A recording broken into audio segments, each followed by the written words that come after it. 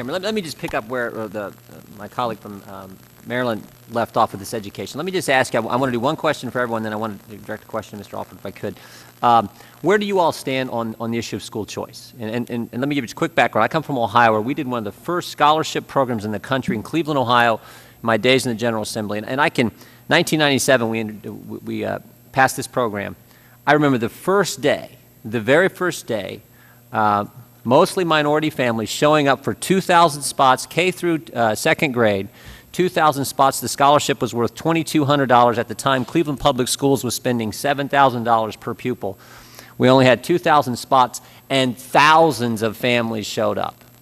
And think about what they were saying. They were saying, keep the extra money. We want that scholarship and the ability to get our kid into school. We think he or she's going to get the kind of education they deserve, frankly, the kind of education they need to achieve things, as all of you said earlier, and to achieve the American dream.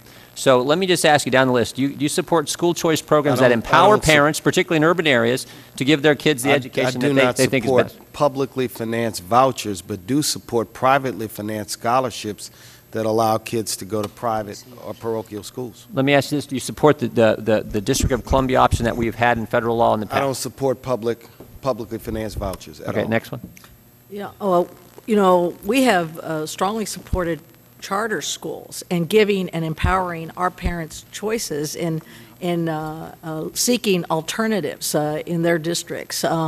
But for us, you know, we've not taken a position on that. And can I ask just real quick, for those of you who are against it, and so far it's 2 for 2, why is it wrong to say the money that was going to be spent on this child not be strapped on the back of that kid and follow that kid to the school his or her parents think they're going to get the best education? Why is that wrong? Let's go to the third one. I'm going to go down the line. I already got your answer. We actually don't have a position on it either, but we do work with charter schools. Oh, I'm sorry. We don't have a position either because most of our schools are rural and very remote. There isn't choices. We believe a parent has a right to a choice for their child's education, and there's nothing wrong with that at all, sir. All right. I appreciate that. Let me just go to you, Mr. Alford. Let me ask, and somewhat related, I guess, isn't it true that most minority-owned construction firms are non-union?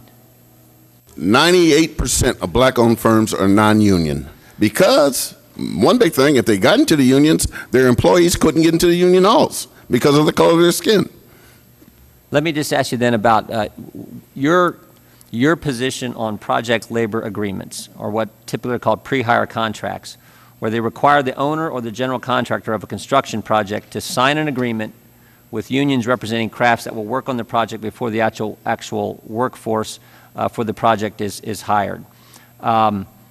February 6th of this year, President Obama signed an executive order, in fact 13502, encouraging the use of project labor agreements.